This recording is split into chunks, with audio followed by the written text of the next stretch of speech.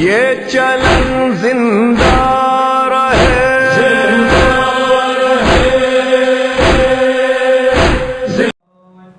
اليماني فغطيته به فصرت انظر اليه فاذا وجهه يتلى لو كانه البدر في ليله تمامه وكماله فما كانت الا ساعه وعظام بعد الحسن قد اقبل وقال السلام عليك يا اماه فقلت وعليك السلام يا قرة عيني القرآن فقال يا اماه اني اشم عندك رايه طيبه كأنها راية جد رسول الله فقلت نعم إن جدك ذات الكساء فأقبل الحسن والكساء فقال السلام عليك يا جد يا رسول الله أتظنني أن أدخل معك ذات الكساء فقال وعليك السلام يا ولدي ويا صاحب حوضي قد أذنت لك فادخل معه ذات الكساء فما كانت إلا ساعة بيضاء بوعد الحسين قد أقبل وقال السلام عليك يا أماه فقلت وعليك السلام يا ولدي ويا قرة عيني وثمرة فؤادي فقال لي يا أماه وإني أشم عندك راية طيبة كان راية جد رسول الله صلى الله عليه وآله فقلت نعم إن جدك والخاق ذات الكساء فدنا الحسين نحو الكساء وقال السلام عليك يا جدا السلام عليك يا من اختار الله أتظنون أن أكون معكم ذات الكساء فقال وعليك السلام يا ولدي ويا شافع أمتي قد أذنت لك فدخل معهما ذات الكساء فأقبل عند ذلك أبو الحسن علي بن أبي طالب وقال السلام عليك يا بنت رسول الله فقلت وعليك السلام يا أبا الحسن ويا أمير المؤمنين فقال يا فاطمة إني أشم عندك رائحة طيبة كأنها راية أخي وابن عم رسول الله فقلت نعم وما وليك تحت الكساء فأقبل علي والكساء وقال السلام عليك يا رسول الله أتظنون أن أكون معكم ذات الكساء قال لهم وعليك السلام يا أخي ويا وصي وخليفتي وصاحب لوائي قد أذنت لك فدخل علي ذات الكساء ثم أتيتنا والكساء وقلت السلام عليك يا بطاو يا رسول الله أتظنون أن أكون معكم ذات الكساء قال وعليك السلام يا بنتي ويا بشرتي قد أذنت لك فدخلت ذات الكساء فلما اكتملنا جميعا ذات الكساء أخذ أبي رسول الله بطرف الكساء وأومى بيديه اليمنى إلى السماء وقال اللهم إن هؤلاء أهل بيتي وخاصتي وحامتي لحمهم لحمي ودمهم دمي يؤلمني ما يؤلمهم ويحزنني ما يحزنهم أنا حرب لمن حاربهم وسلم لمن سالمهم وعدو لمن عاداهم ومحب لمن أحبهم إنهم مني وأنا منهم فاجعل صلواتك وبركاتك ورحمتك وغفرانك ورضوانك علي وعليهم وعليهم عنهم الرجس وطهرهم تطهيرا. اللهم صل على محمد وآل محمد. فقال الله عز وجل يا ملائكتي ويا سكان سماواتي إني ما خلقت السماء مبنية ولا أرضا مدية ولا قمرا منيرا ولا شمسا مضية ولا فلكا يدور ولا بحر يجري ولا فلكا يسري إلا في محبة هؤلاء الخمسة الذين هم تحت الكساء. فقال الأمين جبريل يا رب ومن تحت الكساء؟ فقال عز وجل هم أهل بيت النبوة وبعد الرسالة هم فاطمة وأبوها وبعلها وبنوها. اللهم صل على محمد. ربي ظنوا لي أن هبت إلى الأرض ليكن معهم سادسا فقال الله نعم قد أظنت لك فابت الأمين وجبريل وقال السلام عليك يا رسول الله العلي الأعلى يقرئك السلام ويخصك بالتحية والإكرام ويقول لك بعزتي وجلالي إنما خلقت السماء مبنية ولا أرضا مضية ولا قمرا منيرا ولا شمسا مضية ولا فلكا يدور ولا بحرا يجري ولا فلكا يسري إلا لأجلكم ومحبتكم وقد أذن لي أن أدخل معكم فهل تأذنون يا رسول الله فقال رسول الله وعليك السلام يا أمين وحي الله إنه نعم قد أذنت لك فدخل جبرائيل وأنا تحت الكساء فقال لي إن الله قد أوحى عليكم يقول إنما يريد الله ليذهب عنكم الرجس على البيت ويطهركم تطهيرا. اللهم صل على محمد وآل محمد. فقال علي لأبي يا رسول الله أخبرني ما لجلوسنا هذا تحت الكساء من الفضل عند الله فقال النبي والذي بعثني بالحق نبيا واصطفاني بالرسالة نجيا ما ذكر خبرنا هذا في محفل من محافل أهل الأرض وفي أجر من شيعتنا ومحبينا إلا ونزلت عليهم الرحمة وعفت بهم الملائكة واستغفرت لهم لا يتفرقون. فقال علي الإذن والله فزنا وفاض سيدنا ورب الكعبة فقال النبي خانية يا علي والذي بعثني بالحق نبيا واصطفاني بالرسالة نجيا ما ضبنا خبرنا هذا في محفل من محافل أهل الأرض وفي جبل من شيعتنا ومحبينا وفيهم معهم إلا وفرج الله عما ولا مغموم إلا وكشف الله غما ولا طالب حاجة إلا وقضى الله حاجته. فقال علي العظم والله فزنا وسعدنا وكذلك شيعتنا فاز والسعد في الدنيا والآخرة ورب الكعبة. اللهم صل على محمد وآله. اللهم صل على محمد وآل محمد. ہونے لگی حسین پہ جب ہر کی جان سار دل کو پکڑ کے دی صدا شاہ نامدار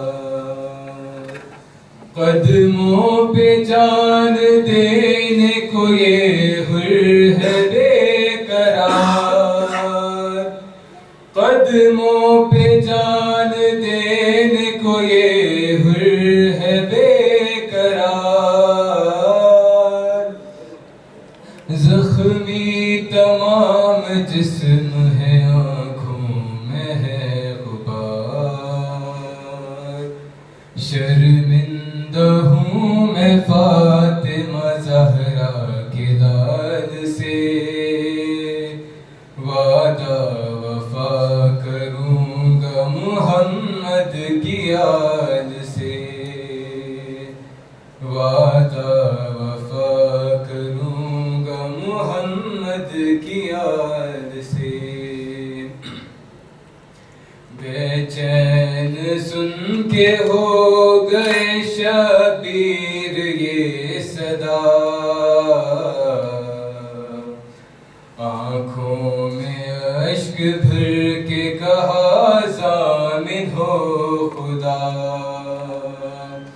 کوثر پہ دیں گی فاطمہ زہرا تمہیں شفا کوثر پہ دیں گی فاطمہ زہرا تمہیں شفا حر تیری مغفرت کی سند اب ہے کربلا زینب نے سر کو پیٹ لیا سن کے یہ کلام، بولی سنبھالے خود کو ذرا اے شہ انام، بولی سنبھالے خود کو ذرا اے شہ انام۔ آئی صدائے خلد سے حیدر کی میرے لال، راضی ہوا ہے حر سے خدا اور نبی کی آل، شبیر پر یوں جان لٹانا ہے ایک کمال، شبیر پر یوں جان لٹانا ہے ایک کمال، اب حر کا نام حشر تلک ہو گلا زوال، یہ سن کے حر کے چہرے پہ ایک نور آ گیا، جیسے قدم کو چومنے تھا دور آ گیا،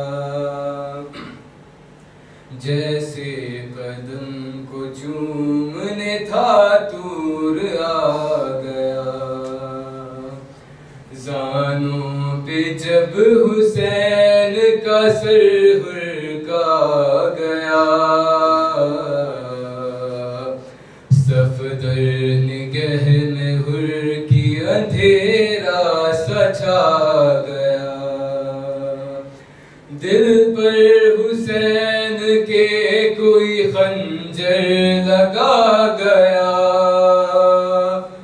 دل پر حسین کے کوئی خنجر لگا گیا،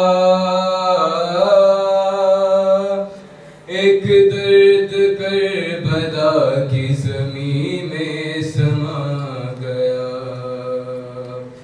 خیموں میں یوں ہی آخری پہنچی صدائے حر،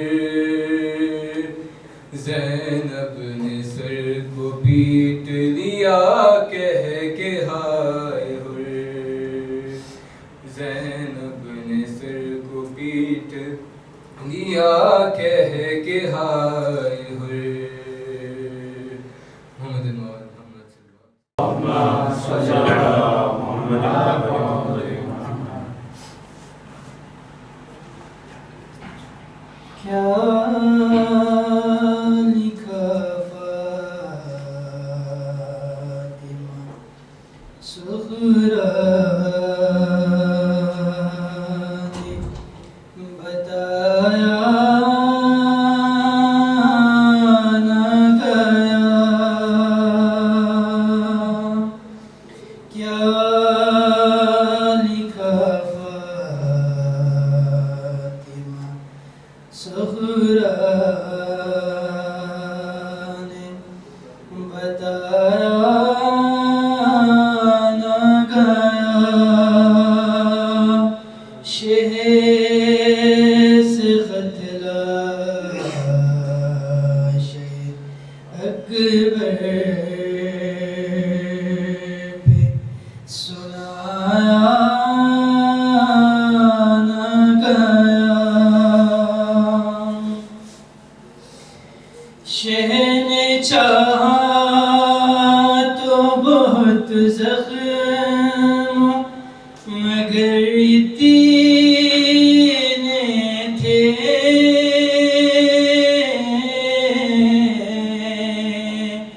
شہ نے چاہا تو بہت زخم مگر تین تھے،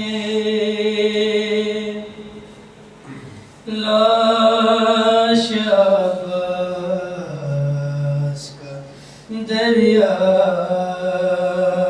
سے اٹھایا نہ گیا، جب تلک آن گئے سارے شرابی تب تک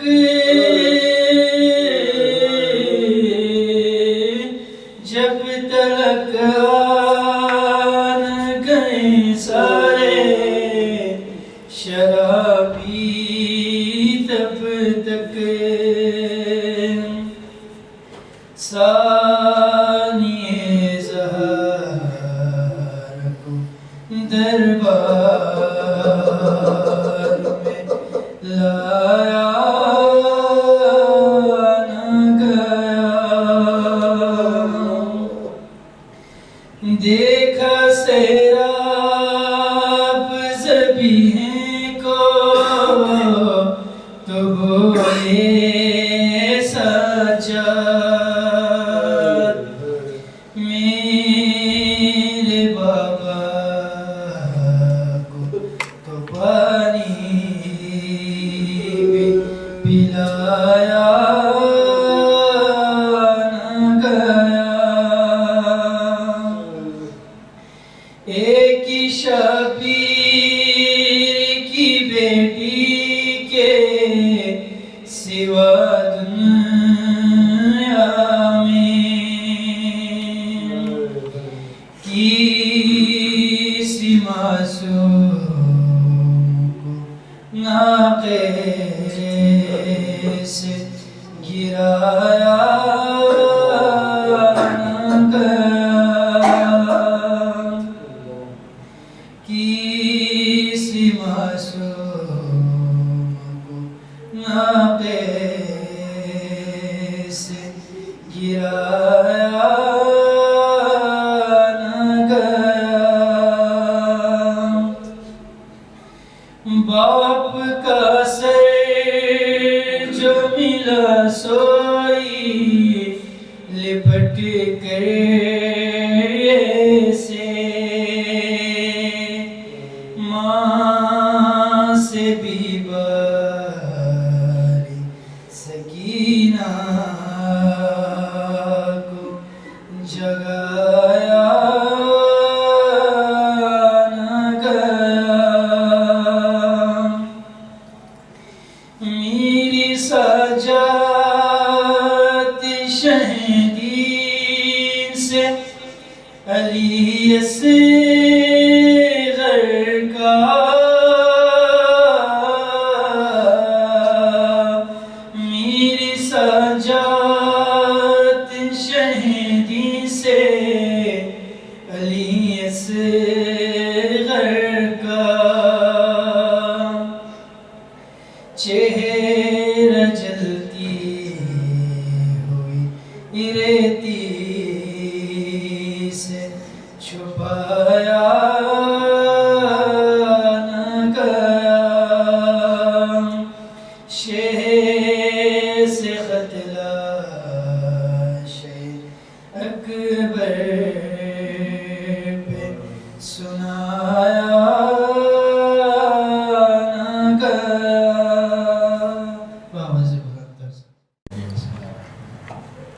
Maulana Sahab, my elders, brothers and sisters, Salaam Alaikum. The reason I'm standing here today is to begin a series of discussions by the youth that allow us to share the message of Imam Hussein and how we connect to it. To kick off this series, I will begin by talking about the revolution of Bibi Zainab and her role in spreading the message of Islam, of Imam Hussein. When Bibi Zainab was growing up, she was given many names, but one of them was Alima, which means the knowledgeable one. Imam Zain al-Abidin used to call her Alima Ghaira Muallima, which means knowledgeable without being taught, to mean that the knowledge she had was from a divine source. When the time came for Imam Hussein to leave Makkah, he was insistent that the women and children should come because he wanted to prove that he was going for a divine purpose and not for selfish reasons. Despite her age and having a family, Bibi Zainab had no doubt that she would go with Imam because she had the knowledge that he was the Imam over time and not just because he was her brother. After the event of Karbala, Bibi Zainab was at the forefront of the movement of Imam Hussein. At this time, she gave allegiance to Imam Zain al-Abidin, again, not because he was her nephew, but because he was her Imam. When Bibi Zainab reached the court of Yazid in Sham, Yazid started rejoicing and began taunting her with prose and poetry, saying that everything that had happened was revenge for the Prophet killing her ancestors at Badr and Uhud. She stood up and began her sermon, asking Yazid if he thought Allah had favored them because of what he had done to them. In her sermon, she says to Yazid, "Is it justice that you keep your women and slave girls in seclusion, but have made the helpless daughters of the Holy Prophet ride on swift camels and given them in the hands of their enemies so that they may take them from one city to another?" This sermon is taken from Balaghatul Nisa by Abul Fadl Ahmad ibn Abi Tahir, which was written in the 3rd century. Bibi Zainab used her knowledge to remind Yazid of how the Prophet had treated his ancestors during the conquest of Makkah by setting them free after all they had done to him. Soon after, because of the words of Bibi Zainab and Imam Zain al-Abidin, there started to be commotion and everyone was divided. And it was because of this Yazid decided to release them, because if he kept them, people would begin to question him and his actions. When they were set free, Bibi Zainab told Yazid that they hadn't been able to mourn since they came back for Imam Hussein. They organized a house where all the women came and everyone wore black, and thus held one of the first majalis of Imam Hussein. To conclude, I pray that we are able to continue to have many more educational discussions and to follow the footsteps of Bibi Zainab by sharing our knowledge and having the courage in the face of difficulties. Assalamu alaikum wa rahmatullah. آمين. الحكيم المجيد الفعال لما يريد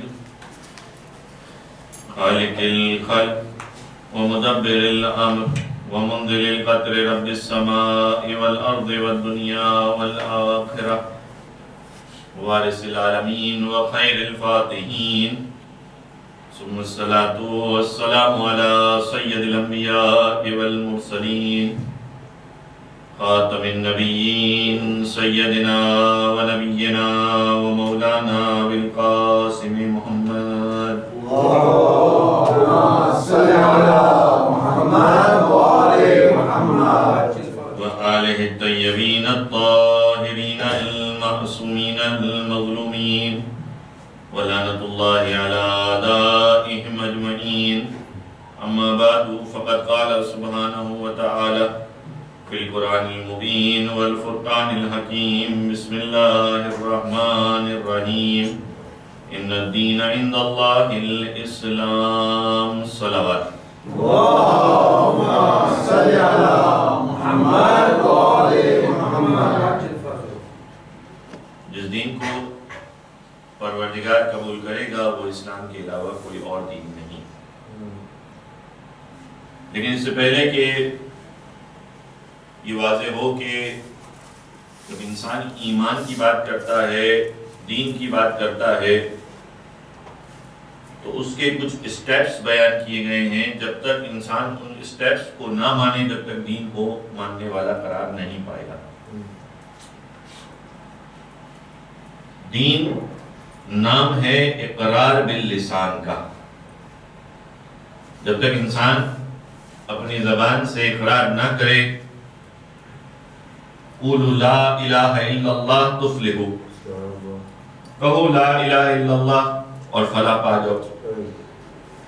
یعنی جب تک تم اس بات کا اقرار نہیں کرو گے کہ نہیں ہے کوئی معبود سوائے پروردگار کے، کوئی اور پرستش کے لائق نہیں ہے مگر یہ کہ صرف اللہ تعالیٰ ہے جو پرستش کے لائق ہے. وہاں یہاں مجھے وہ جملہ یاد آتا ہے جو آپ اکثر سنتے رہتے ہیں کہ جب 8ویں امام ایک مرتبہ بلایا گیا مدینہ سے اور خراسان کی طرف لے جایا گیا.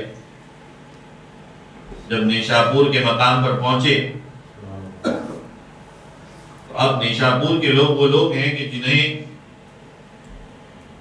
روایت نقل کرنے کا بہت شوق تھا، وہ روایات کو نقل کیا کرتے تھے. آپ کو اگر دیکھیں تو جو کتابیں ابتدائی احادیث کی آئی ہیں ان میں ایک بڑی تعداد ان احادیث کی کتاب لکھنے والے ان کا تعلق نیشاپور سے تھا. انہیں یہ خبر ہوئی کہ ایک ایسی شخصیت آ رہی ہے کہ جو عرب اور عجم دونوں کے اعتبار سے بادشاہ ہے. اچھا، اہم ترین بات یہ کہ اس اعتبار سے کہ وہ یہ تو جانتے تھے کہ عرب کے اعتبار سے اگر کوئی واقعتاً بادشاہ کہلانے کے لائق ہے اس اعتبار سے نہیں کہ دنیاوی اعتبار سے، سید و سردار ہونے کے اعتبار سے اگر کوئی ہے تو وہ اللہ کے رسول کے علاوہ کوئی اور نہیں ہو سکتا، اس لیے کہ ان سے بڑھ کر کوئی خیر خلق نہیں ہے، ان سے بڑھ کر کوئی خیر البریہ نہیں ہے، ان سے بڑھ کر کوئی مصطفیٰ نہیں ہے۔ اور دوسری جانب عجم کے اندر جس قوم کا انتخاب کیا پروردگار نے، بعض روایات میں اس بات کا تذکرہ موجود ہے کہ وہ کوئی اور قوم نہیں ہے، عجم کے اعتبار سے فارس کا انتخاب کیا گیا، اور فارس کے اعتبار سے اگر دیکھا جائے تو بی بی شہروانوں کے اعتبار سے بیان کیا جاتا ہے کہ وہ فارس کی شہزادی تھی۔ اس اعتبار سے جب 8ویں امام آ رہے تھے تو لوگوں کے دلوں میں یہ تھا کہ ہم دیکھیں تو صحیح کہ وہ کون ہے، وہ کیسی شخصیت ہے کہ جو عرب کے اعتبار سے بھی بادشاہ ہے، عجم کے اعتبار سے بھی شہزادہ ہے، بادشاہ ہے۔ جب 8ویں امام کی سواری نیشاپور کے پاس پہنچتی ہے اور اس وقت ایک مرتبہ لوگوں کا ہجوم جمع ہوتا ہے، چاہتے ہیں کہ ایک جھلک مولا رضا کی دیکھ لیں، اور تاریخ میں لکھا ہے کہ باقاعدہ آپ کی سواری کو روکا جاتا ہے اور ایک مرتبہ درخواست کی جاتی ہے اگر ہو سکے تو ایک جھلک دکھا دیجیے، ہم آپ کی ایک جھلک دیکھنا چاہتے ہیں۔ ادھر مولا محمل کے پردے کو ہٹاتے ہیں، اپنی جھلک دکھاتے ہیں، سب دیکھتے ہیں، اللہ اکبر کی صدائیں بلند ہوتی ہیں، لیکن وہاں ایک اور گزارش آتی ہے کہ اے فرزند رسول، آپ کو دیکھا تو صحیح لیکن ہم چاہتے ہیں آپ سے کوئی روایت نقل کرے۔ اور اس وقت میرا مولا امام رضا علیہ السلام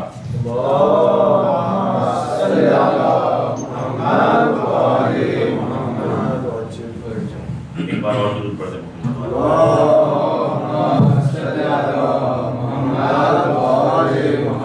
اس وقت میرا مولا رضا علیہ السلام وہ حدیث نقل کرتا ہے جسے حدیث سلسلۃ الذہب کہا جاتا ہے، اور سلسلۃ الذہب اس لیے کہا جاتا ہے کہ جب بھی کوئی حدیث بیان کی جاتی ہے تو اس کے نیریٹرز کو ذکر کیا جاتا ہے، کس نے بیان کی، کس سے سنی، اور کوئی ایسی حدیث نہیں ہے جیسی حدیث یہ حدیث ہے، اس لیے کہ اس کے نیریٹرز ایسے نیریٹرز ہیں کہ کوئی اس میں کسی قسم کے شک اور شبہ میں نہیں جا سکتا، سب کو یقین ہے کہ جس گھرانے سے آ رہا ہے وہ صادق آل محمد کا گھرانہ ہے۔ نتیجہ یہ کہ 8ویں امام بیان کرتے ہیں کہ میں نے اپنے 7ویں امام سے، 7ویں امام نے اپنے 6ٹھے امام یعنی اپنے بابا سے، انہوں نے اپنے بابا سے یہاں تک کہ اللہ کے رسول سے، اور اللہ کے رسول نے جبرائیل سے، اور جبرائیل نے اس بات کو نقل کیا کہ پروردگار یہ فرماتا ہے، یعنی یہ حدیث قدسی ہے۔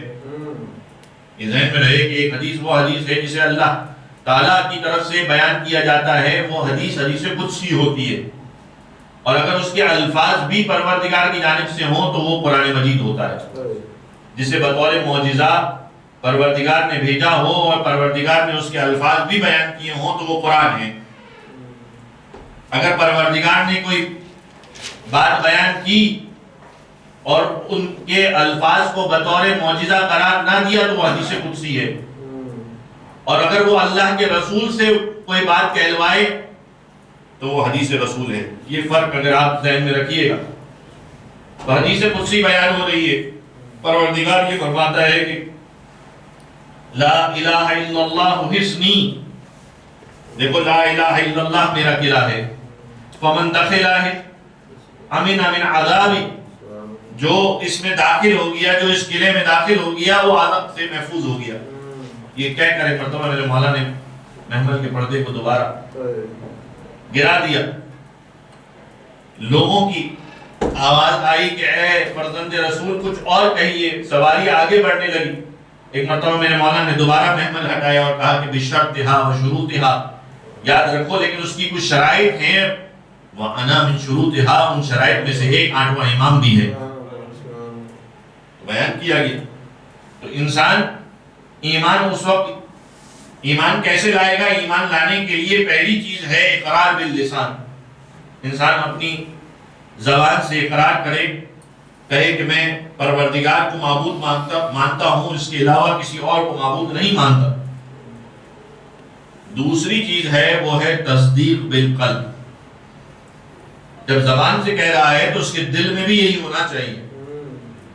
زبان سے کہہ رہا ہے دل میں نہیں ہے تو ظاہری طور پر اسلام کا حکم لگے گا لیکن کہلائے گا منافق. یعنی سامنے کچھ ہے، زبان سے کچھ ہے، دل میں کچھ ہے، تو ایسے شخص کو مسلمان نہیں کہا جائے گا، ایسے شخص کو کہا جائے گا کہ یہ منافق ہے. اور اگر اس نے تصدیق بالقلب بھی کی، یعنی دل سے اس بات کو قبول کیا، تو وہ مسلمان کہلائے گا. لیکن مسلمان کہلانے کے باوجود بھی اس کا وہ رتبہ نہیں بنے گا جو ایک مومن کا رتبہ ہے. اور اس کے لیے جو تیسرا اسٹیپ ہے جس کے ذریعے وہ مومن بن جائے گا، وہ کوئی اور اسٹیپ نہیں ہے، وہ ہے عمل بالجوارح. یعنی انسان اقرار باللسان کرے، تصدیق کرے اپنے دل کے ذریعے، اور اگر تصدیق کے ساتھ ساتھ عمل بھی کر رہا ہے تو یہ مومن کی نشانی بن جائے گی، مومن بن جائے گا. ایک درود پڑھے محمد والے محمد. اللهم صل على محمد وآل محمد. جب گلاب خرید کر لایا گیا عرب زمانے میں، جب گلاب کو خرید کر لایا گیا تو گلاب سے کہا گیا کہ ہمیں نہیں معلوم. ظاہر ہے کہ اس زمانے میں جب گلاب خریدے جاتے تھے تو اس زمانے میں ایک قیمتی ترین چیز ہوا کرتی تھی گلاب. اور مالک جب گلاب خرید کے لاتا تھا تو اسے اس بات کی فکر ہوتی تھی کہ آگے اس سے کام لینا ہے، بہت سارے کام لینے ہیں، تو اس کا خیال بھی رکھنا پڑے گا. اگر یہ اس قابل نہ رہا کہ کام کر سکے تو میرے ساری رقم خراب ہو جائے گی، ڈوب جائے گی، سرمایہ ختم ہو جائے گا. اس غلام کا خیال بھی رکھنا ہے اور اس سے کام بھی لینا ہے. تو مالک غلام کو خرید کر لایا، اور غلام کو خرید کے لانے کے بعد ایک مرتبہ اس سے کہا کہ اچھا یہ بتا کہ تو کھاتا کیا ہے. اس لیے کہ غلام اکثر ایسا ہوا کرتے تھے کہ دوسرے علاقے سے ہوا کرتے تھے. جب دوسرے علاقے سے ہوا کرتے تھے تو غذا کے اعتبار سے فرق ہوا کرتا ہے. کوئی کسی جگہ رہتا ہے وہ کسی قسم کی غذا کھاتا ہے، کوئی کسی جگہ رہتا ہے وہ کسی اور قسم کی غذا کھاتا ہے. سوال کیا کہ تو کیا کھائے گا، کیا کھاتا ہے؟ کہا کہ آپ آقا ہیں، جو کھلائیں گے وہ میں کھا لوں گا. کہا اچھا یہ بتا کہ کس قسم کا لباس پہننے کے اعتبار سے تیرے لیے کمفرٹیبل ہے. کوئی چست لباس پہنا کرتا ہے، کوئی ڈھیلا ڈھالا لباس پہنا کرتا ہے. لباس کے اعتبار سے ذرا سی تبدیلی کر دی جائے کسی کے لیے بڑا مشکل ہو جاتا ہے. اس کے لیے وہ اپنے لباس کو دیکھے، اپنے آپ کو دیکھے، یا اس کام کو دیکھے جس کام کو اسے دیا گیا. کہا نہیں، آپ جس قسم کا لباس پہنائیں گے وہ میں پہن لوں گا. کہا اچھا کس طرح کی جگہ پر رہنا پسند کرتا ہے، رات میں نیند پوری نہ ہوئی، کوئی کھلے میں سونے کا عادی ہے، کوئی بند جگہ پر سونے کا عادی ہے؟ کہا نہیں، جیسا آپ رکھیں گے ویسا رہوں گا. مالک غلام خرید کے لایا تھا، ایک مرتبہ آنکھوں سے آنسو جاری ہو گئے. گھر والوں نے پوچھا کہ آخر معاملہ کیا ہے، یہ کیا بات ہو گئی، یہ کیسی تبدیلی ہے، یہ کیا وجہ ہے کہ ابھی تو غلام خرید کے لائے ہو، خوشی کا موقع ہے، آنکھوں سے آنسو جاری ہیں. کہا کہ اس نے مجھے سکھا دیا کہ واقعتاً غلامی ہوتی کیا ہے، عبدیت ہوتی کیا ہے. عبدیت کا مطلب یہ ہے کہ جیسے مالک رکھے، وہ جیسا کھلائے، وہ جیسا پہنائے، اور جیسا رکھے ویسا رہنے کا نام ہے عبودیت. اس غلام کے جواب نے مجھے یہ سکھا دیا کہ بندہ ہونا کیسا چاہیے مالک کے سامنے. وہ بہت مشہور واقعہ ہے لقمان کا. مالک بہت محبت کرتا تھا. لقمان حکیم تھے، سمجھدار تھے. ایسے فوائد انہیں حاصل ہوئے مالک کو کہ مالک بہت زیادہ چاہنے لگا لقمان کو، تو اپنے ہاتھوں سے کھانا کھلایا کرتا تھا. تاریخ میں لکھا ہے کہ ایک مرتبہ اس کے لیے زبردست قسم کا خربوزہ یا تربوز لے کر آیا، اور تربوز لانے کے بعد اسے کھلانا شروع کیا. وہ بڑے مزے لے کر کھا رہا ہے، اور اتنے مزے لے کے کھا رہا ہے کہ اس کو ایسا ہونے لگا کہ اتنا اچھا تو میں بھی ذرا تھوڑا سا کھا لوں. اب جو تھوڑا سا وہ پھل خود کھا کر دیکھا تو نہایت ہی کڑوا ایک مرتبہ تھوک دیا. اور لقمان سے کہا کہ لقمان اتنی دیر سے میں تجھے اپنے ہاتھوں سے ہی کھلا رہا ہوں، تو مزے سے کھا رہا ہے. کہا کہ مالک آپ تو روزانہ اتنی محبت سے کھلاتے ہیں، اگر آج آپ نے کڑوا کھلا دیا تو کیا ہو گیا؟ بات یہ ہے مسائل ہیں زندگی کے اندر، مشکلات آتی ہیں، لیکن بہرحال مالک ہے پروردگار کو انسان اپنا مالک و آقا مانتا ہے. جب آقا مانتا ہے انسان اپنے آپ کو بندہ مانتا ہے، تو بندگی کا تقاضا یہ ہے کہ اگر مالک کبھی کوئی ایسی مشکل اور آزمائش میں انسان کو ڈال دے تو انسان کی ذمہ داری یہ ہے کہ اس آزمائش کو آسانی سے سہ لے. ایک درود پڑھے محمد وآل محمد.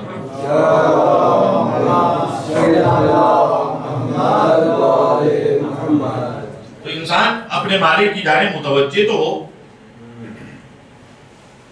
اور یہ اہل بیت کی ہستیاں وہ ہستیاں ہیں کہ جو انسان کو اس مالک حقیقی کی طرف متوجہ کر رہی ہیں. اصول کافی کی ایک روایت آپ کے سامنے پڑھنا چاہتا ہوں، لیکن میرے پاس زیادہ وقت نہیں ہے، تو جلدی آپ کے سامنے. احمد بن محسن محسمی کہتے ہیں کہ ابن مقفع. اب یہ ابن مقفع کون ہے؟ ابن مقفع ایک ایسا شخص تھا کہ جو کلامی اعتبار سے بہت مشہور تھا، مناظرے کیا کرتا تھا اور لوگوں کو لادینیت کی طرف لے جایا کرتا تھا. اور اس کے ساتھیوں میں سے ایک ساتھی تھا ابن ابی الابجا. یہ دو بڑے مشہور نام تھے علم کلام کے اعتبار سے، اور ان دونوں کا کام یہ تھا کہ لوگوں کو پروردگار کی جانب سے دور لے جائے. کہا کہ یہ لوگ جو مسلمان ہیں یہ صرف ہوائی باتیں کرتے ہیں، بیکار باتیں کرتے ہیں. ایک مرتبہ مسجد الحرام میں موجود تھے اس زمانے میں، ابن مقفع بھی موجود تھا اور ابی الابجا بھی. ابن مقفع نے اپنے ہاتھوں سے طواف کرنے والوں کی طرف اشارہ کیا اور کہا کہ ان طواف کرنے والوں کو دیکھ رہے ہو، ان میں سے کوئی انسان کہلانے کے لائق نہیں ہے، عقل ہی نہیں ہے، ایسے گھوم رہے ہیں طواف کر رہے ہیں، سوائے اس پیر مرد کے کہ جو یہاں موجود ہے. ابن مقفع کہتا ہے یہ سب طواف کرنے والے جو طواف کر رہے ہیں ان میں کوئی انسان نہیں ہے، یعنی ان کے اندر وہ عقل ہی نہیں ہے جو انسان کو دی گئی ہے. یہ پتھر کی بنی ہوئی عمارت کو اس طریقے سے گول گول گھوم رہے ہیں، طواف کر رہے ہیں، سوائے اس پیر مرد کے کہ جو الگ ہے. تو ابی الابجا ابن مقفع سے کہتا ہے کہ کیا وجہ ہے تم نے اس کو الگ کیا؟ سب کے بارے میں کہہ رہا ہے کہ وہ سب ایسے ہیں، لیکن تو اس پیر مرد کی طرف اشارہ کر کے کہہ رہا ہے کہ نہیں یہ سب سے الگ ہے، آخر اس کی کیا وجہ ہے؟ ابن مقفع کہنے لگا کہ جو چیز اس سے ملی ہے وہ کسی اور سے نہیں ملی. تو ابی الابجا کہنے لگا کہ اچھا ایسا کیا ہے اس میں جاتا ہوں تیری بات کو آزماتا ہوں، میں بھی جا کر دیکھتا ہوں ایسی کیا بات ہے اس شخص خاص. تو ابن مقفع کہنے لگا کہ نہیں مجھے ڈر ہے کہیں ایسا نہ ہو تیرے عقیدے کو فاسد کر دیں. ابی الابجا کہتا ہے کہ بات یہ نہیں، اصل بات تو یہ ہے کہ تو ڈرتا ہے کہ اگر میں چلا گیا تو تیری بات غلط ثابت ہو جائے گی، یہ سب ایک جیسے ہیں، ان میں کوئی فرق نہیں. تو ابن مقفع نے کہا کہ جا کر آزما لے. اب دوسرے الفاظ میں شاید یہ کہہ رہا ہو تو پہچان نہ پہچان، میں تو پہچان چکا ہوں کہ دوسروں کے مقابلے میں یہ ایک الگ ہستی ہے. اور یہاں پر میرا دل چاہتا ہے کہ میں جملہ کہوں کہ جیسے جب میدان مباہلہ میں قافلہ نکلا تھا تو عیسائی دیکھ کر چہرے کو پہچان گئے تھے کہ سب الگ ہیں لیکن ان کی بات الگ ہے. انشاءاللہ جب اہل بیت کے حوالے سے بیان آئے گا تو آپ کے سامنے مباہلہ کا بیان آئے گا.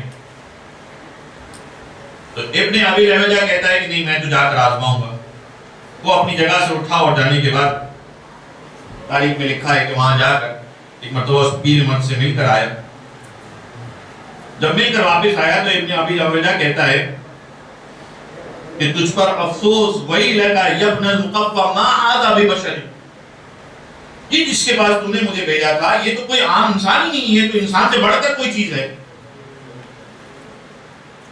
کوئی اور شخصیت نہیں تھی. وہ صادق آل محمد امام جعفر صادق علیہ السلام.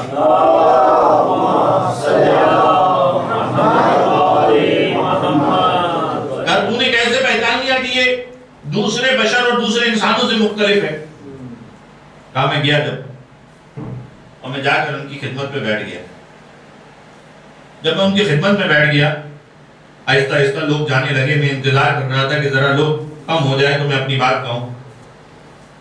تو میری جانب متوجہ ہوا اور کہنے لگا کہ اگر ان طواف کرنے والوں کا عقیدہ یعنی وہ سمجھ رہا ہے کہ دل میں کیا ہے, یہ نہیں کہہ رہا ابھی کہ طواف کرنے والے بیکار میں طواف کر رہے ہیں, لیکن آنے والا جواب دینے والا اس کے دل کی بات کو جان کر کہہ رہا ہے کہ دیکھو یہ جو طواف کرنے والے ہیں اگر یہ طواف کر رہے ہیں فرض کرو اور ان کا عقیدہ اگر یہ صحیح ہے تو ان کو طواف کرنا ہلاکت میں نہیں ڈالے گا, اور اگر تیرا عقیدہ صحیح ہے تو تو بھی برابر ہے یہ بھی برابر ہے. کیا مطلب؟ دیکھیے یہ ایک خاص قسم کی دلیل ہے جسے کہا جاتا ہے دلیل رد احتمال ضرر. دلیل رد احتمال ضرر یعنی کیا مطلب؟ مثلا میں آپ کو مثال دیتا ہوں. آپ جا رہے تھے یہاں سے, کسی نے کہا کہ آگے کنواں ہے گر نہ جانا خیال کرنا. آپ نے اس کی بات کو اہمیت نہیں دی, آپ ایسے ہی چلتے گئے. اب دو صورتیں ہو سکتی ہیں, یا تو آگے کنواں ہوگا اور آپ نے خیال نہ کیا نتیجے میں آپ کو نقصان پہنچ سکتا ہے, یا یہ کہ آگے کنواں نہیں تھا آپ گزر گئے, ٹھیک ہے کوئی بات نہیں, کوئی مسئلہ ہی نہیں ہوا, ٹھیک. لیکن اس کے مقابلے میں ایک دوسرا شخص گزر رہا ہے, وہ خیال کر رہا ہے اگر کنواں نہ تھا تو دونوں برابر ہوئے, دونوں نے راستہ طے کر لیا, کسی کو نقصان نہ پہنچا. اور اگر کنواں تھا تو اس نے ضرر کے احتمال کو دفع نہیں کیا, ضرر کا جو احتمال تھا وہ باقی رہ گیا. نتیجہ یہ ہوا کہ وہ کنویں میں گر گیا لیکن اس نے خیال کیا تو یہ کنویں میں نہ گرا.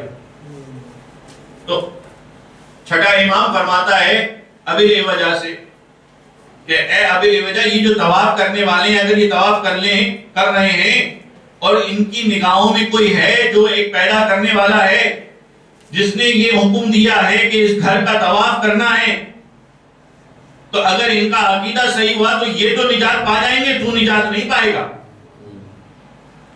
لیکن اگر تیری بات صحیح ہوئی, فرض کر کوئی خدا نہیں ہے, تو دونوں برابر رہیں گے. ایک صورت میں وہ تجھ سے آگے بڑھ جائے گا, دوسری صورت میں دونوں برابر رہیں گے. تو نتیجہ یہ نکلا کہ وہ کامیاب کہلائیں گے, تم ناکام کہلاؤ گے. ابن ابی لبیجہ نے یہ سنا. اچھا یہ اسی قسم کا ایک دلیل ہے. ایک درود پڑھیں محمد والے محمد.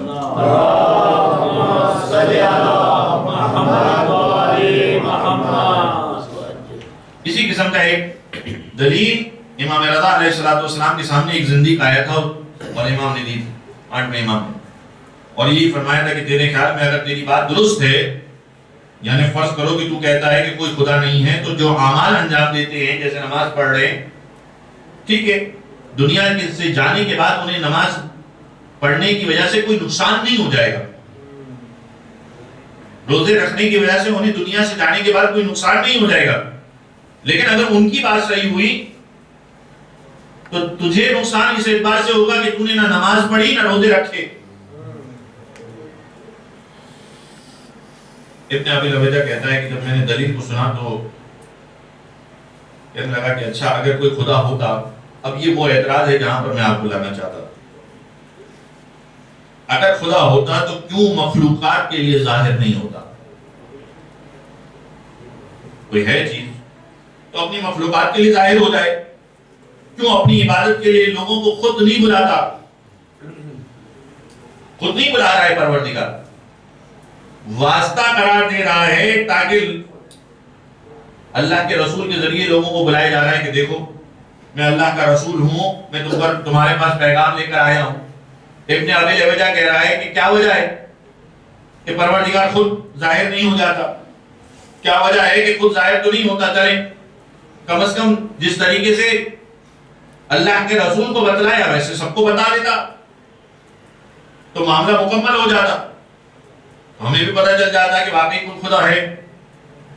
تو کیوں لوگوں کی نظروں سے غائب ہے اور پیغمبران کو بھیجا ہے؟ جبکہ براہ راست خود بغیر کسی واسطے کے لوگوں کو اپنی طرف بلا سکتا ہے، لوگ اس کی طرف بڑھتے اور اس پر ایمان لے آتے ہیں۔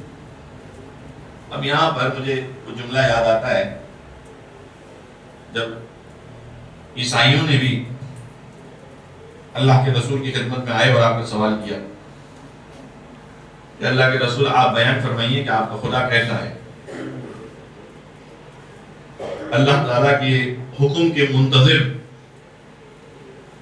یہاں تک کہ کچھ دن گزر گئے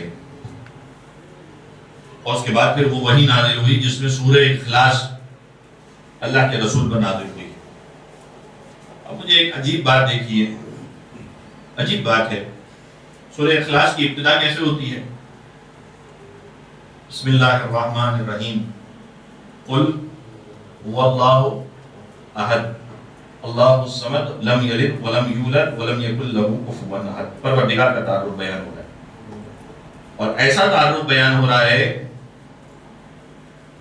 کہ دیکھیے اتنا جامع اور اتنا واضح کہ باقاعدہ یہ جملے موجود ہیں، یہ بیان کیا گیا کہ جب تم نماز پڑھو اور نماز پڑھتے ہوئے جب اس سورے کی تلاوت کرو تو کہو کذالک اللہ ربی، یعنی یہ سورے اخلاص کے جواب میں کہا جاتا ہے۔ بعض اوقات ہمارے یہاں پر یہ ذہن میں رہتا ہے کہ شاید دوسری رکعت میں کذالک اللہ ربی ہوتا ہے، نہیں، جب سورہ اخلاص پڑھا جاتا ہے اس کے بعد پڑھا جاتا ہے کذالک اللہ ربی یا کذالک اللہ ربنا، کہ ہمارا رب ایسا ہے، یعنی یہ جو سورہ اخلاص ہم نے پڑھی ہے کذالک اللہ ربی، میرا رب ایسا ہے۔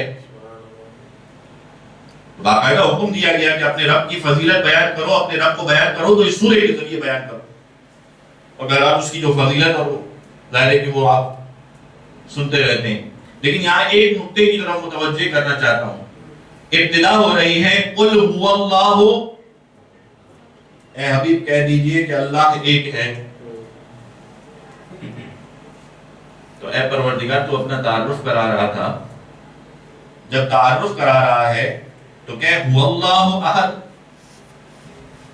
وہ خدا ہے جو اللہ ہے، جو ایک ہے۔ یہ کہنے کی ضرورت کیا ہے کہ قل اے حبیب آپ کہہ دیجئے، تو پروردگار شاید اس بات کی طرف اشارہ کر رہا ہے کہ دیکھو اگر تم اللہ تک بھی پہنچنا چاہتے ہو تو پروردگار وہ ہے جو درمیان میں نبی کو واسطہ رکھتا ہے کہ اے حبیب آپ کہہ دیجئے کہ اللہ ایک ہیں۔ گویا اگر تم پروردگار کی طرف آنا چاہتے ہو تو درمیان میں حبیب مصطفیٰ رہیں گے۔ تو جب پروردگار درمیان میں واسطے کی صورت میں اللہ کے رسول کو رکھیں تو کیسے ممکن ہے کہ انسان اپنے پروردگار کو پکارے اور پروردگار کو پکارنے میں درمیان میں واسطہ رسول کا نہ ہو؟ ایک درود پڑھے محمد والے محمد۔ اللہم صلی علی محمد وآل محمد۔ تو آپ دیکھیے کہ پروردگار تو یہی چاہتا ہے کہ اگر پروردگار کو پہچانا جائے تو اس نبی کے ذریعے پہچانا جائے۔ یعنی میں آپ کے سامنے یہ بات بیان اس لیے بھی کر رہا ہوں کہ ہمارے موضوع سے متعلق کہ یاد رکھیے راہ نجات کو حاصل کرنا ہے تو بغیر واسطے کے ممکن نہیں ہے۔ جب تک اہل بیت کو واسطہ قرار نہ دو گے، اللہ کے رسول کو واسطہ قرار نہ دو گے، راہ نجات تک نہیں پہنچ سکتے۔ اور اگر براہ راست راہ نجات تک پہنچنے جاؤ گے تو اسی طرح سے نقصان اٹھاؤ گے کہ پروردگار تمہارے اعمال کو اس طریقے سے رد کر دے گا اور کہے گا وہ اساس ہی نہیں ہے جو دین میں ہم نے رکھی ہے۔ تیس سوال کرنے والا ابھی لیوجہ سوال کرتا ہے کیا وجہ ہے کہ پروردگار خود نہیں بیان کر رہا؟ کیا وجہ ہے کہ وہ جس طریقے سے اللہ کے رسول کو بتلا دیا ویسے مجھے بھی بتا دیتا؟ اور امام فرماتے ہیں کہ وہ خدا کیسے تیری نظروں سے غائب ہے؟ تو کہہ رہا ہے نظر نہیں آ رہا۔ وہ خدا کیسے تیری نظروں سے غائب ہے جبکہ وہ تیرے وجود میں اپنی قدرت کو ظاہر کر رہا ہے؟ تو تیرا وجود اس کی قدرت کو ظاہر کیے ہوئے تو کہہ رہا مجھے نہیں دکھ رہا، لیکن تیرا وجود اس بات پر دلالت کر رہا ہے کہ کوئی ہے۔ تو کہتا ہے وہ نظر نہیں آتا، وہ ہے نہیں، جبکہ اس کے آثار اور نشانیاں خود تیرے وجود میں موجود ہے اور تو اس بات کا گواہ ہے۔ تیرا ہونا نہ ہونے کے بعد گواہی دے رہا ہے کہ کوئی ہے جس نے تجھے ہونے تک لایا ہے۔ تو پہلے نہیں تھا، جب ہو گیا وجود میں آ گیا تو نہ ہونے سے ہونا بتا رہا ہے کہ کوئی ہے جس نے نہ ہونے سے ہونے میں لایا ہے. پھر کوئی ہے جس نے تجھے بنایا, تو چھوٹا تھا بڑا ہو گیا, تو چھوٹا تھا بڑا ہو گیا, تو سمجھ میں آیا کہ پہلے چھوٹا تھا, کوئی ہے جو اسے اس طرح سے بلند کر رہا ہے, بڑھا رہا ہے, اس کے سن میں اضافہ ہوتا چلا جا رہا ہے, اس کی قدرت میں اضافہ ہوتا چلا جا رہا ہے. تو ناتواں تھا توانا ہو گیا, تو بیمار تھا ٹھیک ہو گیا, تو مغموم تھا خوش ہو گیا. یہ ساری چیزیں بتلا رہی ہیں کہ کوئی ہے. اچھا, اب فرض یہ ہے کہ یہ جو تبدیلیاں انسان کے اندر آ رہی ہیں یہ تو خود اشارہ کر رہی ہیں, خود وجود کی طرف اشارہ کر رہی ہیں, لیکن اس کے باوجود بھی اس نے اس بات کو سنا چلا گیا. پھر دوسرے دن دوبارہ چھٹے امام کی خدمت میں آ گیا. جب چھٹے امام کی خدمت میں آیا تو آپ کے خاموشی سے بیٹھ گئے. ساتھ میں کچھ افراد بھی موجود تھے. جب دوبارہ افراد چلے گئے, امام نے اس کی طرف رخ کیا اور فرمایا, کیا دوبارہ کل والی بات کو تکرار کروانے کے لیے آ رہے ہیں؟ کہا کہ میں فرزند رسول اسی سلسلے میں آیا ہوں. یعنی اب تک پروردگار کے حوالے سے یقین نہیں ہو رہا. اب یہ واقعتاً دیکھیے کہ کس طریقے سے اب وجہ کو میرا مولا پروردگار کی جانب متوجہ کر رہا ہے. یہ واقعتاً آپ اس کو دیکھیے. اب وجہ کہتا ہے کہ چھٹے امام سے کہتا ہے کہ میں فرزند رسول اسی حوالے سے آیا ہوں. کہا مجھے فرزند رسول بھی کہتا ہے اور فرزند رسول ہونے کے بعد اللہ کا انکار بھی کرتا ہے. جس رسول کا فرزند کہہ رہا ہے وہ تو پروردگار کا بھیجا ہوا. کہا کہ میں نے عادت کے مطابق لوگ آپ کو پکارتے ہیں اس طریقے سے فرزند رسول, میں نے بھی کہہ دیا. اب مجھے کہہ دینے دیجئے کہ بعض لوگ ہوتے ہیں زبان سے کچھ کہتے ہیں دل میں کچھ ہوتا ہے. اسی کا نام تو منافقت ہے. جو کہتے ہیں بکھن بکھن کہتے ہیں, مولا مبارک کہتے ہیں, لیکن بعد میں یہ کہتے ہیں کہ مولا نہیں مانتے. سوال کیا,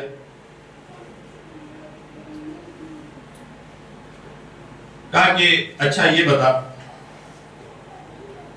کہ اگر تو یہ بتا کہ تجھے کسی نے بنایا ہے یا تو خود بخود بن گیا؟ تجھے کسی نے بنایا ہے یہ تو خود بخود بن گیا. اب یہ وجہ کہتا ہے کہ میں نے سوچا کہ میں اگر کہوں گا کہ کسی نے بنایا ہے تو پھر لے جائیں گے وہیں پر. تو میں نے کہا کہ نہیں, میں خود بخود بن گیا, یعنی مجھے کسی نے نہیں بنایا. اب امام ایک مرتبہ پھر سوال کرتے ہیں, اچھا یہ بتا کہ اگر تجھے کسی نے بنایا ہوتا تو کیسا ہوتا؟ بس یہ سوال سننا تھا. ایک مرتبہ باقی تھا, مبہوت ہو گیا. سامنے لاٹھی پڑی ہوئی تھی میرے مولا کی. اس لاٹھی کو دیکھنے لگا اور لاٹھی کو دیکھ کر کہتا ہے اس کی ایک لمبائی ہوتی ہے, اس کی ایک چوڑائی ہوتی ہے, کبھی چھوٹی ہوتی ہے کبھی بڑی ہوتی ہے, اس کے اندر تحرک اور سکون ہوتا ہے. یہ سب تو مخلوق کی علامت ہے, یہ خالق کی علامت تو نہیں ہے. یہ سارے تو مخلوق کی علامت ہے. امام فرماتے ہیں اگر مخلوق کی یہی صفات ہیں تو پھر بتا کہ خود تو بھی مخلوق ہے یا تو خالق ہے؟ اگر مخلوق کی یہی صفت ہوا کرتی ہے یعنی اس میں حدوث پایا جاتا ہے, تبدیلی پائی جاتی ہے, تو بتا کہ تیرے اندر یہ صفات موجود ہیں یا نہیں ہیں؟ یہ سننا تھا. کہنے لگا کہ آپ نے مجھ سے ایسا سوال کیا کہ کبھی میں نے ایسا سوال نہیں سنا. امام مزید وضاحت کرتے ہیں, اچھا ایک بات بتا, تو کہتا ہے کہ پروردگار موجود نہیں ہے. اگر تیرے پاس کوئی درہم و دینار و جواہر کی تھیلی ہو, تھیلی ہے جس کے اندر درہم دینار ہے, اور کوئی تجھ سے سوال کرے کہ اس کے اندر دینار موجود ہیں, اور تو کہے کہ دینار موجود نہیں, تو نے کہا دینار نہیں ہے. آنے والا سوال کرے کہ بتا یہ بتا کہ دینار کیسا ہوتا ہے, اور تو کہے کہ مجھے کیا معلوم دینار کیسا ہوتا ہے, مجھے کیا معلوم دینار کیسا ہوتا ہے. تو سوال کرنے والا کہہ سکتا ہے نا کہ جب تجھے معلوم ہی نہیں ہے کہ دینار کیسے ہوتا ہے، تو میں نے جب تجھ سے سوال کیا تھا کہ تھیلی میں دینار ہے یا نہیں ہے، تو نے کہا دینار نہیں ہے۔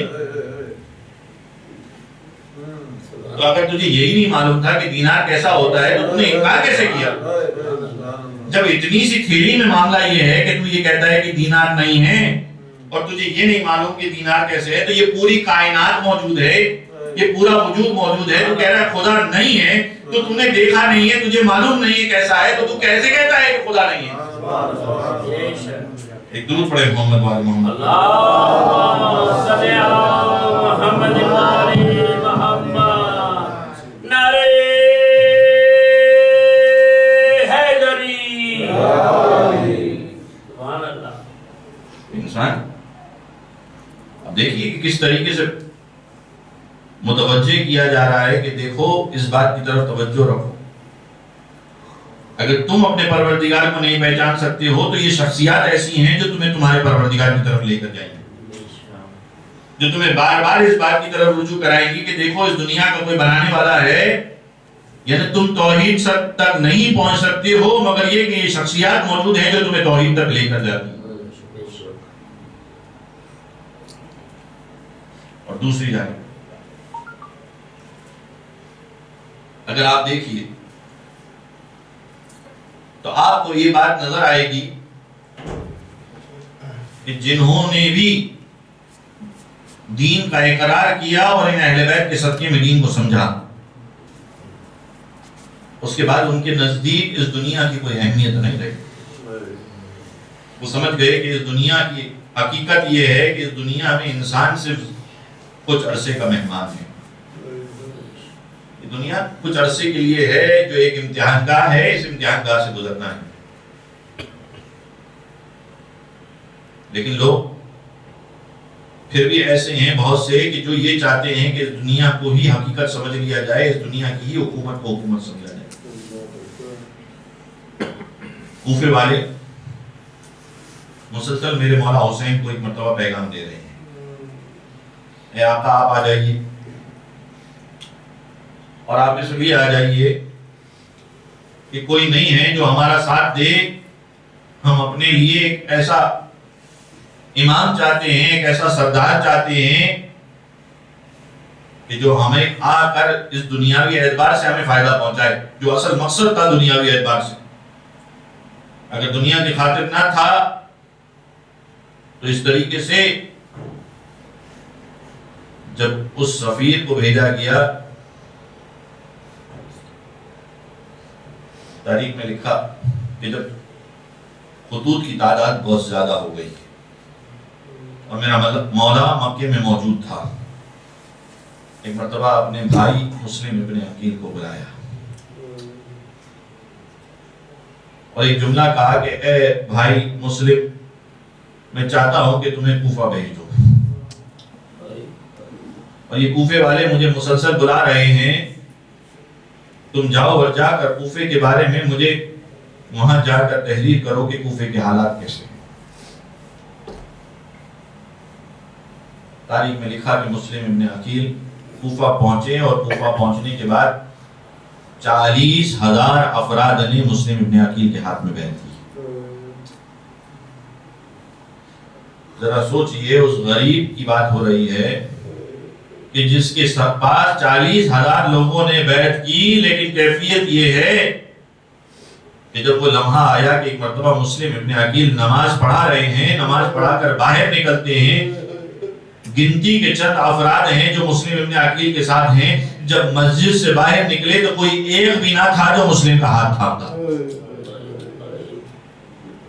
ذرا سوچئے اس مسافر کے بارے میں کہ جسے نہیں معلوم کہ اس کی گلیاں کہاں جاتی ہیں، کس طرف جاتی ہیں، کوئی رہنے کا ٹھکانہ نہیں ہے، مسلم کبھی ایک گلی میں جاتے ہیں، کبھی دوسری گلی میں جاتے ہیں، لیکن کوئی نہیں ہے جو مسلم کا ساتھ دو۔ آخر غریب مسافر ایک مرتبہ ایک گھر کے دروازے کے باہر جا کر بیٹھ گیا۔ اس گھر کی رہنے والی جس کا نام تھا توبہ، ایک مرتبہ دیکھا کہ ایک غریب مسافر ہے جو باہر بیٹھا ہوا ہے، باہر نکل کر سوال کیا کہ کون ہے، کہا کہ کوئی حاجت ہے؟ کہا کہ پانی چاہتا ہوں. پانی لے کر آئی، پانی پلایا گیا. تھوڑی دیر بعد جب دوبارہ دیکھا کہ ابھی بھی وہ مسافر موجود ہے، ایک مرتبہ جا کر سوال کیا کہ کیوں اپنی منزل کی طرف نہیں جاتا ہے؟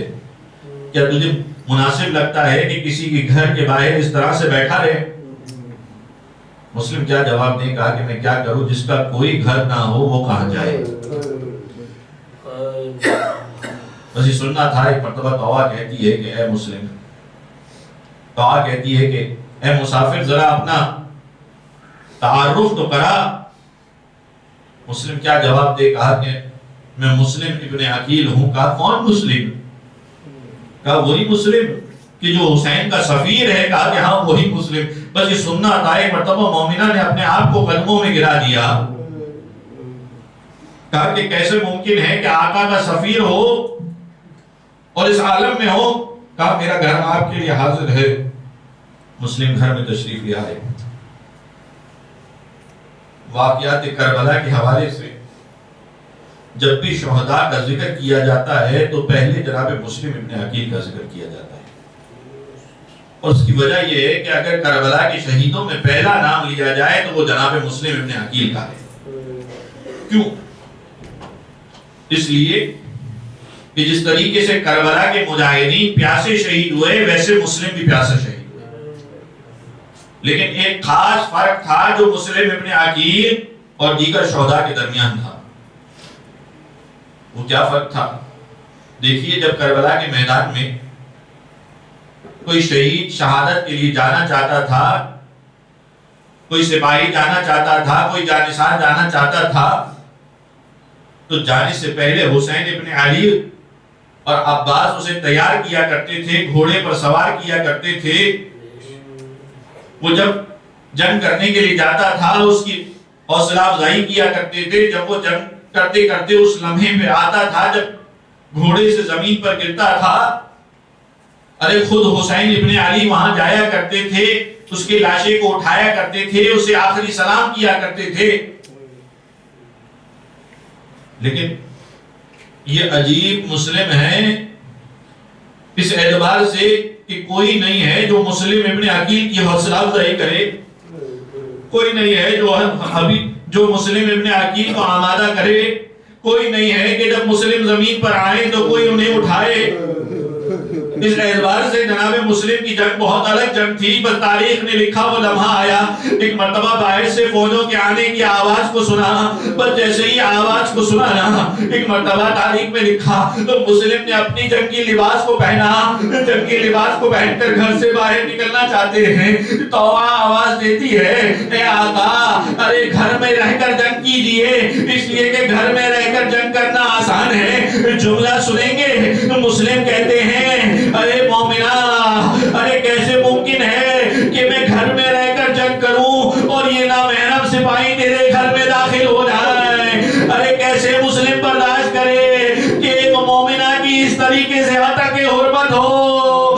میں ہاتھ جوڑ کر کہوں گا مسلم، آج اس مومنہ کا اتنا خیال، ارے یہی کوفہ ہوگا، بازار سجے ہوں گے، سدائے آ رہی ہوگی، ارے آؤ آ کر اولاد علی اور اولاد رسول کا تماشا دے.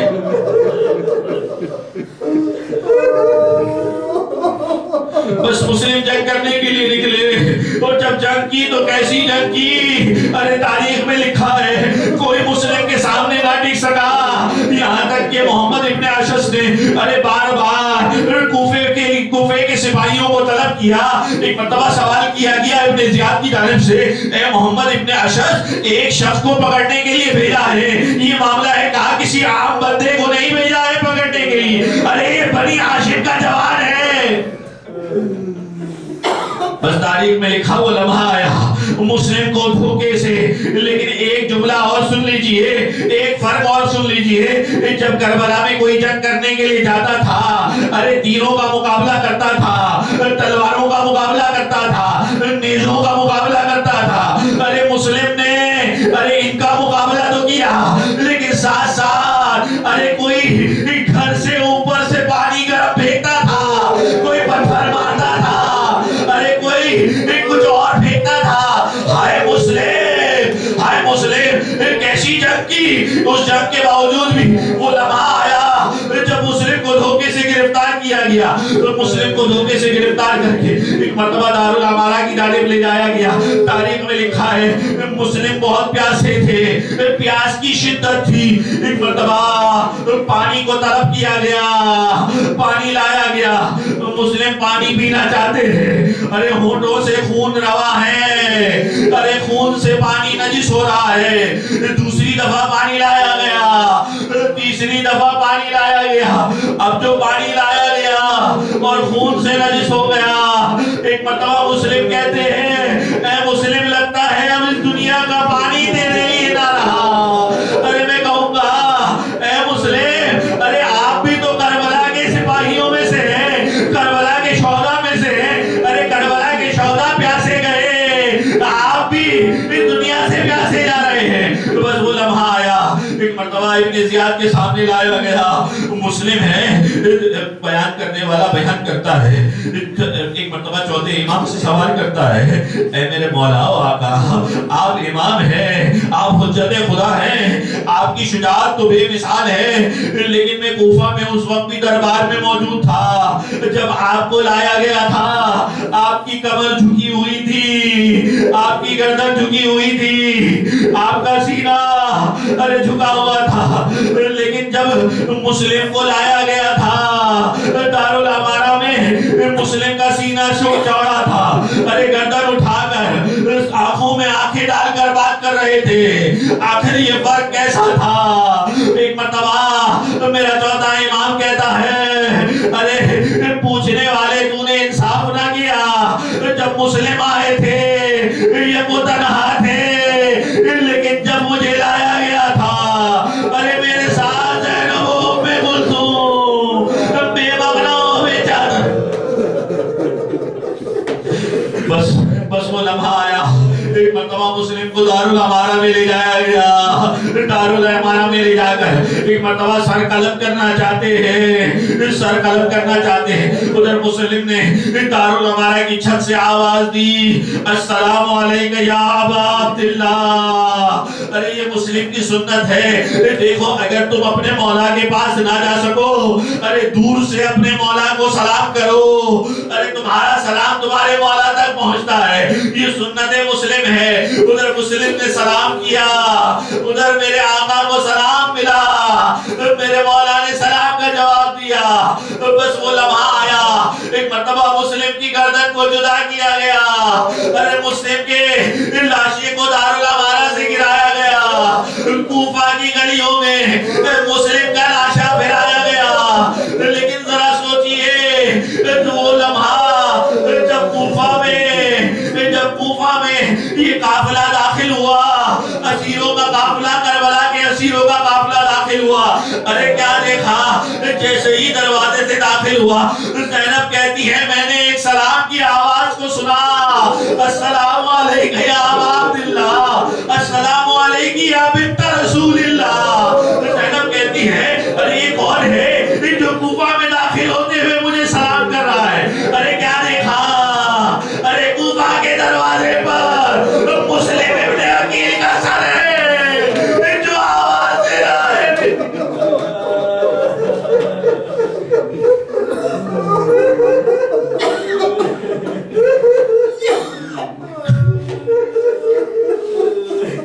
الا لعنۃ اللہ علی قوم الظالمین وسیعلم الذین ظلموا ایام کلمی کلمون۔ بارلات کے واسطہ محمد والے محمد بارلہ ہماری سلید سی بارت کو اپنی بارگاہ میں قبول فرما، بارلہ جو خطائیں ہوئی ہیں بارلہ ہماری خطاؤں کو درگزر فرما، جہاں جہاں اہل بیت کے چاہنے والے موجود ہیں ان کی جان مال عزت و آبرو کی حفاظت فرما، جو مومنین پریشان حال ہیں ان کی پریشانیوں کو دور فرما، بارلہ ہمارے دلوں میں، ہماری نسلوں میں، ہماری اولادوں میں ہمیشہ اہل بیت کی محبت کو قائم و دائم فرما، بارلہ اپنی آخری حجت امام عصر والزمان کی ظہور میں تعلیم فرما، ان کے آوان و انصار میں شمار فرما، ربنا تقبل منا انکا انت السمیع العلیم برحمتک یا ارحم الراحمین۔